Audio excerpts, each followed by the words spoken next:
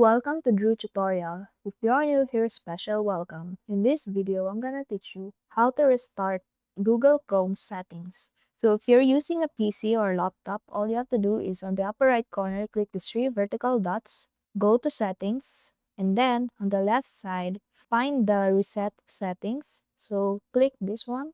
So by restarting the settings, it will restore all the settings to their original defaults. So like it will go back to the default startup page, new tab page, search engine, and then it will disable extensions, delete cookies, and then reset the Chrome shortcuts. But do not worry because your bookmarks history and saved passwords will not be affected.